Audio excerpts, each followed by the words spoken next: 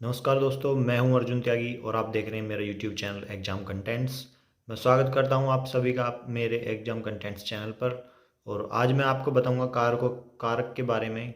कारक कितने प्रकार के होते हैं, कितने भेद होते हैं, कौन कौन से होते हैं। और बिल्कुल ऐसे कराऊंगा कि कभी नहीं भूल पाओगे। एग्ज़ाम में कभी भी कहीं से भी कारक से कोई भी क्वेश्चन आ जाएगा, बिल्कुल नहीं छूटेगा।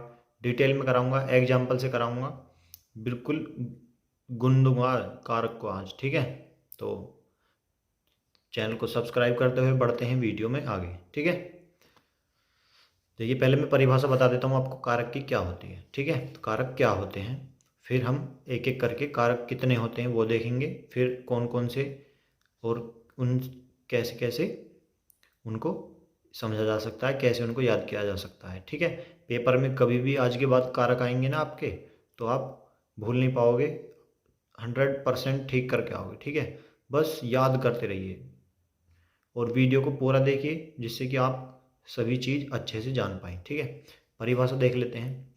संज्ञा अथवा सर्वनाम के जिस रूप से उसका संबंध वाक्य के किसी दूसरे शब्द के साथ, विशेषतः क्रिया के साथ, ठीक है, ज्ञात होता है, उसको कारक कहते हैं। देखिए संज्ञा संज्ञा पर भी मैं एक वीडियो बना दूंगा बाद में, सर्वनाम पर भी।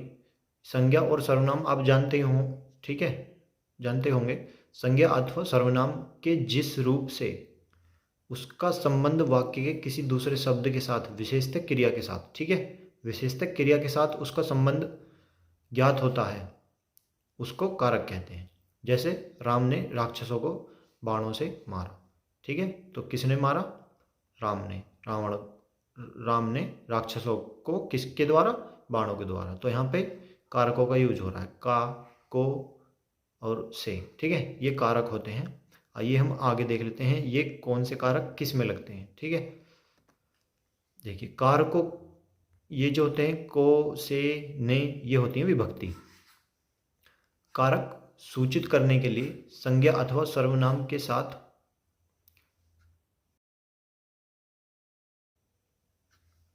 जो प्रत्यय लगाया जाता है उसे विभक्ति कहते हैं। कारक सूचित करने के लिए संज्ञा अथवा सर्वनाम के साथ जो प्रत्यय लगाया जाता है उसे विभक्ति कहते हैं। समझ गए आप? ये को, उसने उसको मारा। ठीक है, तो को जो है वो विभक्ति है। ने, उसने, ठीक है, उसके द्वारा, के द्वारा, ये सब विभक्ति होती हैं। ठीक है, विभक्ति। समझ गए आप? कारक में विभक्ति क्या होती हैं? भेद हिंदी में 8 कारक माने जाते हैं। ठीक है, आद 8 भेद माने गए हैं कारक के। अतः कारक के विभक्तियों सहित 8 भेद हुए। ठीक है, जो इस प्रकार हैं। अभी मैं आपको एक एक करा देता हूँ। ठीक है, मैं आपको पहले बाहर से हेलीकॉप्टर व्यू दिखा देता हूँ कि कौन कौन से होते हैं, फिर मैं आपको डिटेल में एक एक का एग्जाम्पल से आपको कराऊंगा। ठीक है, इधर कारक लिख रहे हैं और इधर तालिका में विभक्ति लिखी है। ठीक है, तो ये इसके सामने इसका ही है, इसकी विभक्ति है। ठीक है, तो आइए देखते हैं कौन सा क्या है। देखिए कर्ता, कर्म, कारण, संप्रदान, अपादान, संबंध, अधिकरण और संबोधन, ये 8 कारक होते हैं और इनकी विभक्तियां ये होती हैं। ने, को, से द्वारा, को, के लिए, हेतु, निर्मित, वास्ते, से, का, की, के, रा, री, रे, न, नी, ने, में, भीतर, पर, पे, पर, हे, हो, अजी, अरे, ए, रे। ठीक है, तो कर्ता ने कर्म को करण से के द्वारा, ठीक है, से द्वारा, संप्रदान के लिए, ठीक है, संप्रदान के लिए अपादान से अलग होने पर, ठीक है, अपादान से अलग होने पर, ये अपादान में जो से लगेगा ना, ये तब लगेगा जब कुछ चीज उससे अलग हो रही होगी, अलग होने पर। संबंध का, की, के, अधिकरण में, पे, पर और संबोधन हे, अरे, रे। ठीक है, ये इनका याद करने का तरीका है। आप इनको ऐसे याद कर सकते हैं। कर्ता ने कर्म को करण से के द्वारा, संप्रदान के लिए अपादान से अलग होने पर, संबंध का, की, के, अधिकरण में, पे, पर और संबोधन हे, अरे, रे। ठीक है, आइए आगे चलते हैं, एक एक को डिटेल में पढ़ लेते हैं एग्जाम्पल से। देखिए सबसे पहले नंबर पर है कर्ता कारक। ठीक है, कर्ता कारक का क्या बताया था मैंने? ने। ठीक है, तो आइए एग्जाम्पल से देखते हैं ने कैसे लगेगा, कहाँ पे कर्ता कारक होगा। आपको एग्जाम्पल दिया होगा, अंशु ने भोजन किया, आपको बताना है कि इसमें कौन सा कारक है। ऐसे क्वेश्चन पूछा जाएगा आपसे। ठीक है, तो अंशु ने भोजन किया, किसने भोजन किया? अंशु ने। तो यहाँ पे ने लग रहा है, और ने कहाँ पे आता है? कर्ता, कर्ता में। ठीक है, ठीक है। तो कर्ता ने भोजन किया, अंशु ने भोजन किया, तो इसमें कर्ता कारक हो गया। और अगला एग्जाम्पल देख लेते हैं। तनु गाना गा रही है, तो गाना किसने गाया? तनु ने, तो यहाँ पे भी कर्ता कारक हो गया। तृप्ति कविता की रचना कर रही है, कविता की रचना किसने की? तो तृप्ति ने, तो यहाँ पे भी ने लग गया, तो यहाँ पे भी कर्ता कारक है। ठीक है, आइए आगे चलते हैं। अगला है आपका कर्म कारक नंबर 2। 8 है, नंबर 2 पर है कर्म कारक। कर्म में क्या बताया गया है? को, इसमें को लगेगा। ठीक है, विभक्ति जो होगी वो को होगी। तो सीमा ने तानिया को पीटा। ठीक है, तो सीमा ने किसको पीटा? तानिया को। तो यहाँ पे को विभक्ति है, को विभक्ति है तो कौन सा कारक होगा? कर्म कारक। ठीक है, आपको विभक्ति से पहचानना है कि कौन सा कारक है। विनय पुस्तक पढ़ रहा है, विनय किसको पढ़ रहा है? पुस्तक को। ठीक है, तो यहाँ पे विभक्ति कौन सी होगी? कारक। आपको ये पहचानना पड़ेगा सेंटेंस में कि विनय पुस्तक पढ़ रहा है। विनय किसको पढ़ रहा है? पुस्तक को पढ़ रहा है, तो को कहाँ पे लगता है? कर्म कारक में। कर्म कर रहा है वो। ठीक है, कुछ कर रहा है वो, तो को विभक्ति आपकी कर्म कारक की। ठीक है, नंबर 2 पर ऐसे पहचान होगी इनमें सेंटेंसों में। आइए आगे चलते हैं। नंबर 3 पर है कर्ण कारक। कर्ण कारक में क्या बताया था मैंने आपको? से, द्वारा। ठीक है, से और द्वारा, ये दो चीज देखी, ये दो विभक्ति देखी जाएंगी उसमें आपको सेंटेंस में। ठीक है, अर्पण ने अर्पिता को डंडे से मारा। ठीक है, तो अर्पण ने अर्पिता को डंडे से मारा। किससे मारा? डंडे से, तो से आ गया। ठीक है, तो कारण हो गया, करण कारक हो गया। ठीक है, यहाँ पे करण है। ठीक है, कर्ण कारक हो गया। तो स्नेहा लेखनी से लिखती है, किसके द्वारा लिखती है? लेखनी के द्वारा।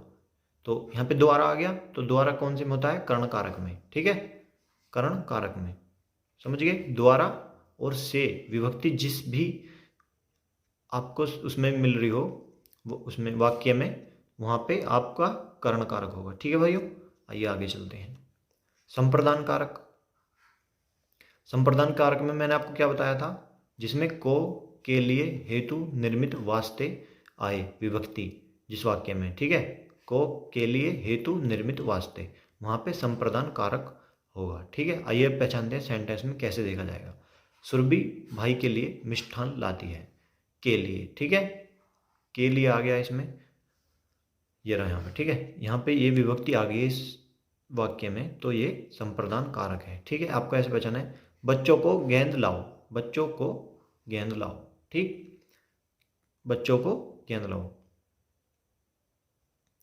तो यहाँ पे को आ गया, तो यहाँ पे हो गया आपका संप्रदान कारक। ठीक है, को से आप पहचान लिए। कहीं पे हेतु आ रहा हो किसी वाक्य में, तो वहाँ पे संप्रदान कारक होगा। निर्मित हो रही हो कोई चीज़, तो वहाँ पे संप्रदान कारक होगा। किसी के वास्ते, ठीक है, वास्ते, उसके वास्ते, ठीक है, भगवान के वास्ते, तो वहाँ पे संप्रदान कारक होगा। ठीक है, तो आइए आगे चलते हैं। आपादान कारक। आपको ऐसे ही एग्जाम्पल से क्वेश्चन मिलेंगे पेपर में, और आपको उनमें से पहचान करनी होगी विभक्ति की, और आपको कारक बताना होगा तब।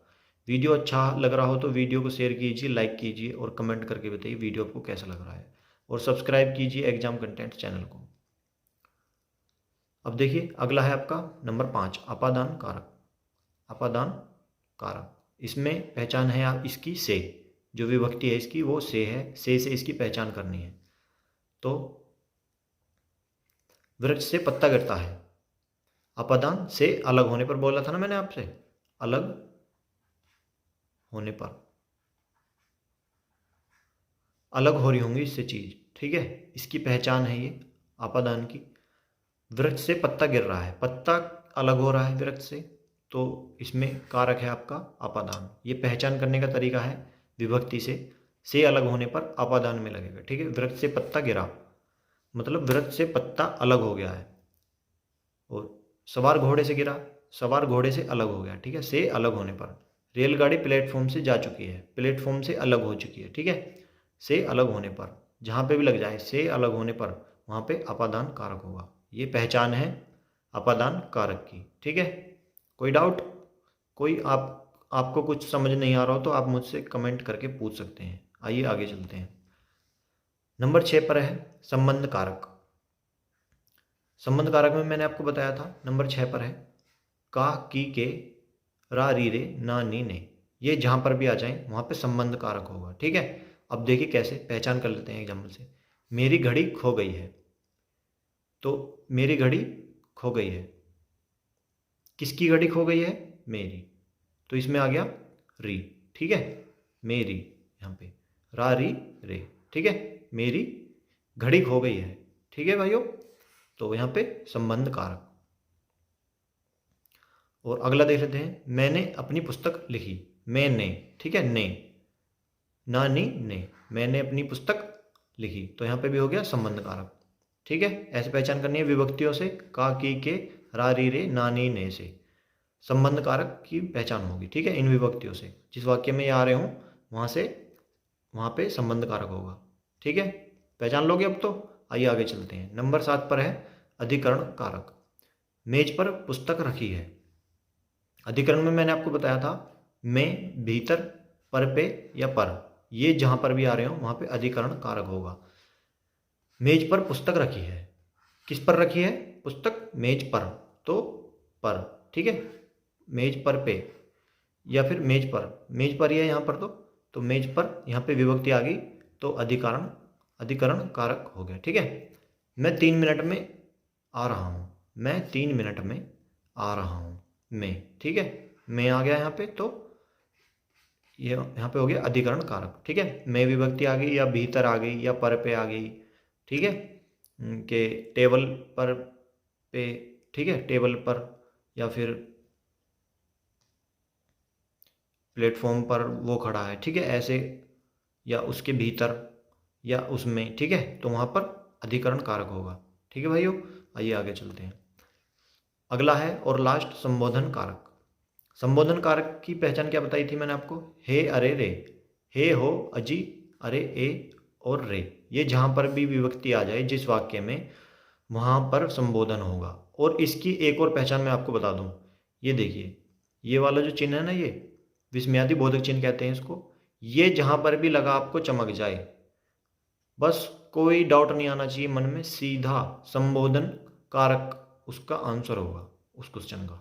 ये जहां पर आपको लगा चमक जाए, ये वाला। ठीक है, ठीक है भाइयों, आइए देखते हैं संबोधन कारक के 1-2 एग्जाम्पल।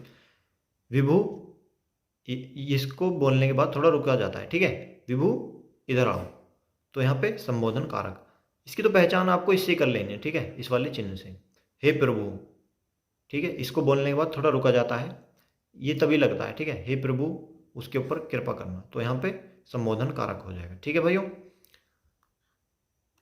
तो एक बार और इनको रिवाइज कर लेते हैं।